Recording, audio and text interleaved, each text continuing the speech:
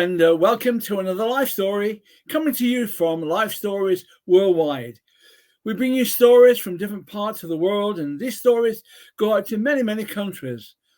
We bring you stories of people who've gone through all types of challenges and struggles in life and how they've overcome them, how their lives have been transformed. We are live on StreamYard, Facebook, YouTube, and you can also watch us on our website, Lifestoriesworldwide.com, which is probably one of the best ways to watch. Today, we have a story from Bridlington in the UK. Tyrone Kirk is going to share his story. Tyrone is a former professional footballer, but as he said, he lost everything.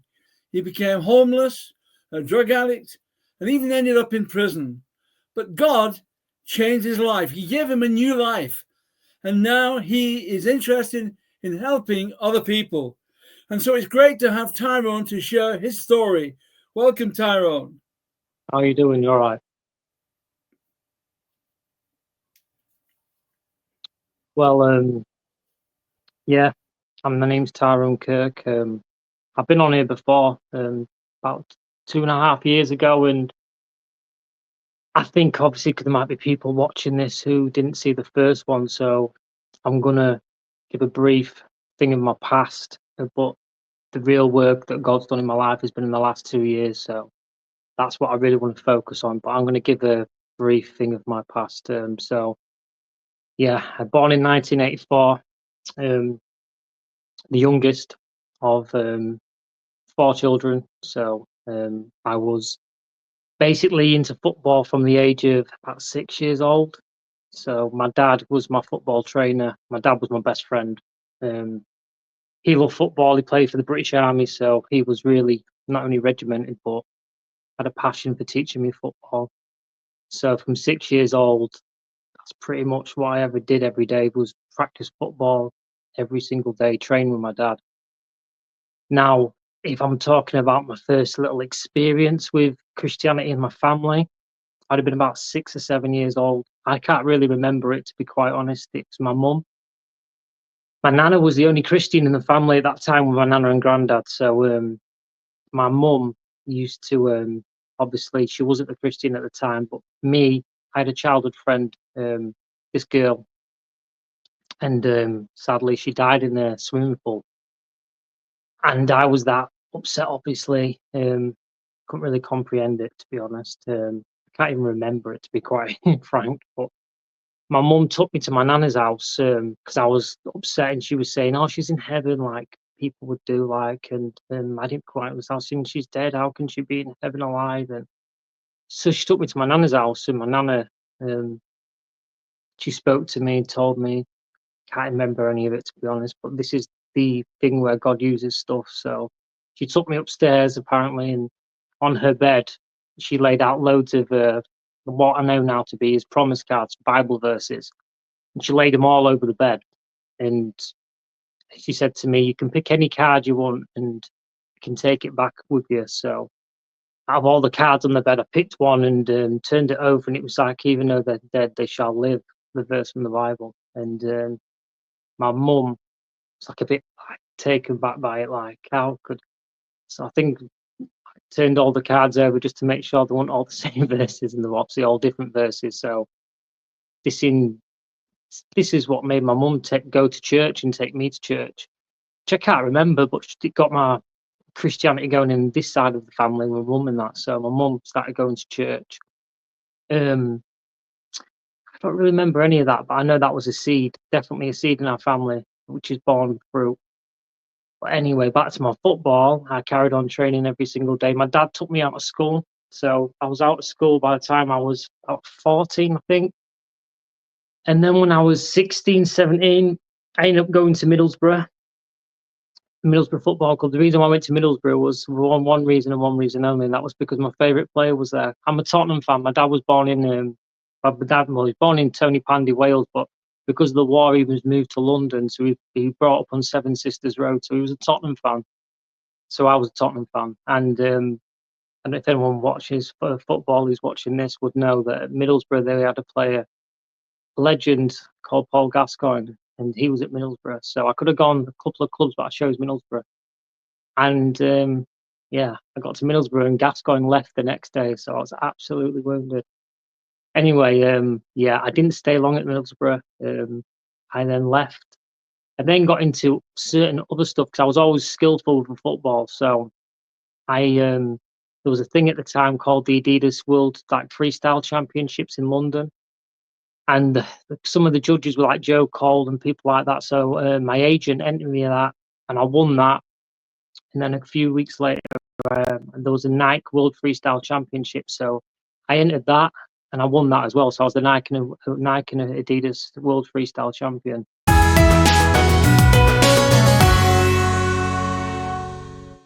So for the next 2 years, I pretty much forgot about football playing on a field, and I was pretty much flown all over the world. I'd never been abroad in my life, and in like 1 year, I'd been abroad 16 times, just doing Nike adverts, Nike videos, modeling for Nike. It was glamorous. It was decent money. It was, I suppose at that sort of age, it was pretty spectacular for a kid of my age to be doing that sort of stuff. So I got to my early 20s, and then I decided to get back into football, and I had to take the long route round. I went to Man City for a brief spell. It didn't work out there because Stuart Pearce, who took me to Man City, then left for the England under-21 job. So then Sven-Goran Eriksson came in, and he didn't decide to keep me, so I had to go. And I ended up going to a team called Stamford AFC, which was non-league. So I had to go that route, which I did. Spent 1.5 seasons there. And then I worked my way up to Sheffield United. Then I went to Sheffield United, Macclesfield, a few clubs, Boston United. I ended up travelling for a few clubs. Now, looking back on it, talent-wise, I should have made it a lot higher and a lot of things, but I'm so glad I didn't because of what happened in my life. I think it would have killed me having if you make the higher grade, you make so much money that I'm thankful. I'm so glad that God was looking over me back then, because I know He was. Because if I had made that money, I would, man alive, I would be dead. 100%, I'd be dead because I couldn't stop taking drugs. But anyway, during my football career, I had dislocated shoulders, so I used to take tramadol, like legitimately for pain. I dislocated both shoulders in different times of my career. I think 4 or 5 times altogether. Really painful. So I took tramadol, and even back then during my playing career, if I must be honest, I started taking them sometimes I definitely did. When I didn't need them, I took them for like nerves or something like that when I was playing an important game, because I just took a couple because it relaxed me and I could feel like I could express myself more. So I was showing signs then of addiction, definitely. But I got to the age of about 24, 25, and there was an evangelist, a traveling evangelist, an amazing guy called Ken Stallard. And Ken Stallard had decided for some reason to come to Scunthorpe to do a mission. And by the way, during my football career, I never moved out of Scunthorpe. I used to travel every day to training, to go to wherever it would be, Manchester, Sheffield, Macclesfield, wherever. Because my dad would always stay at home and I'd always want to look after my dad. So I always travelled. So I was in Scunthorpe still, and Ken Stallard had come to do a mission there, like just a few meetings. And he was doing it in the hall that I used to train in as a kid. My dad used to hire out some place called Sunshine Hall in Scunthorpe. So I noticed it one day because I think I was at the gym across the road. There used to be a gym called Freaky's Gym that I used to train at. And I noticed it, so I thought I'd go to it. Now, this time, I knew about God, but I can't say I had no knowledge of Jesus or the gospel. I had no knowledge at all. I went to it, and Ken Stallard was the first person to introduce me really, truly to the gospel of Jesus Christ and the fact that He died for our sins and rose again. And Ken Stallard was ever present in our life. Then he used to ring me, visit me, and he was just a godsend, an absolute godsend. And during this time, I was trying to get my dad. My dad was just not a believer. proper, call it army mouth, if you want to call it that. I don't mean to be a thing, but he liked his effing and jeffing sometimes. And I was remembering, I knew his age. So a little side note, when I was about 15, I thought my dad was in his like late 40s, and I found like a prescription slip that you take into the doctors. I found one of them, and I've seen his date of birth, and it was like 1935, and I thought, 1935? It means he's like in his 70s. And I was like, well, at the time being 15, he was in his 60s, but I was thinking, what? I don't understand this.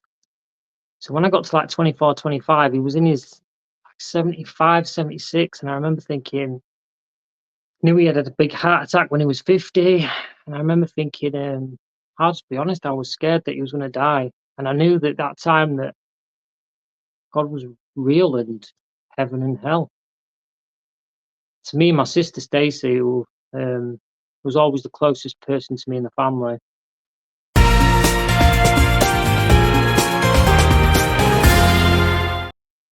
we was praying, just saying, God, save my dad. Let my dad know, because my sister had come to these Ken Stallard meetings, and my dad was lovely with Ken, but there was no commitment there. There was no confession. So we was just like saying, God, you need to save me. And I would, about 2 or 3 years had passed by and nothing had happened at all. And I used to go in time, put a TV channel called Revelation TV. I used to put that on, and it'd be like Derek Prince or someone like that. And my dad used to say, turn this rubbish off, and he'd put his own stuff on, like whether it be, I don't know, bargain or something like that. And I'd be like, oh, I'd be despairing. I remember just saying to God,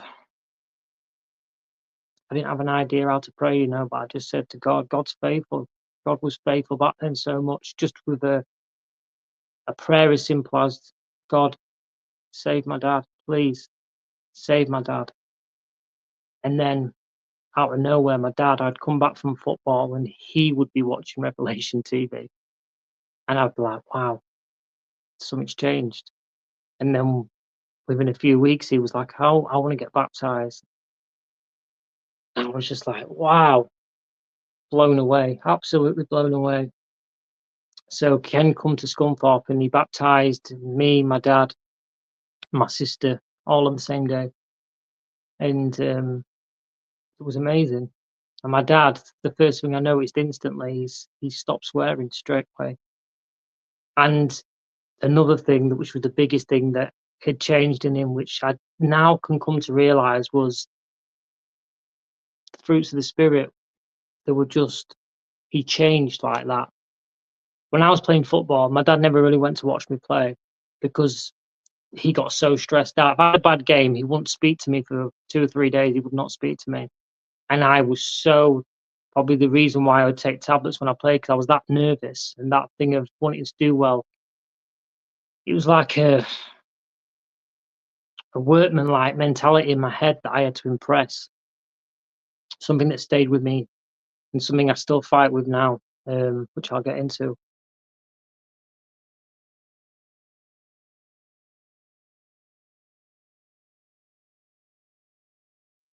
And he wouldn't even ask how I played. He'd just say, do you want to watch the Q&A show on Revelation TV, or do you want to watch another Christian program or read the Bible? Or he was just night and day difference. And I was just like, I could not believe the change. And then subsequently, a few weeks later, he had a massive heart attack. And then a few weeks after that, he had another heart attack, and he had 4 in about space of 9 weeks. And then he died in Castle Hill in Hull. I thought at the time my dad would live. I thought God would save him. But I think my dad wanted to go because I think he was in so much pain and that. And he knew that God would look after me and my sister. But at the time, it's still hard to talk about. It absolutely broke me. It broke me in half. It crushed everything in me. And from the day my dad died, the same day I started taking tramadol. It's the first thing I could think of in my head was I need to take something just to help me not freak out, just numb me. That's the best word, numb me. And I had no foundation with God at that time. God had answered my prayer and my sister's prayer about my dad, but I had no foundation at all.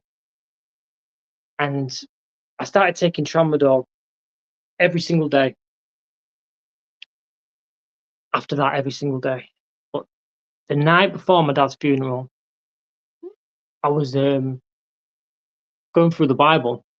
I never really read the Bible much, to be quite honest with you, at that time. I never really had any idea what I was flicking through.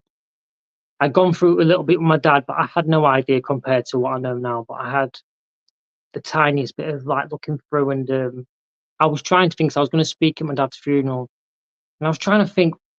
I knew my dad had a miraculous change, something I'd never seen before in my life, and I was trying to think what was it? What was it? And I stumbled across the fruits of the Spirit, which is Galatians 5:22. And I just read this, the fruit of the Spirit is love, joy, peace, patience, kindness, gentleness. And I was thinking, that's it. He was showing all them things. That's it. That's what I'm going to say. That's exactly what happened to him. Anyway, the next day, my dad's funeral, Ken Stall had arrived because he was going to do it. And he got off the train, come to the house, and he walked through the door. There was me and my sister, and my sister's husband, Alan, there. And he said to him, I was back in my mind saying, I'm going to say this at the funeral, but is it right? Is it not right? It's the only thing I can think of. And Ken said, God spoke to me on the train today, Ty, and he passed me a piece of paper. And I was like, all right. And I opened it up, and all it said on it was Galatians 5:22.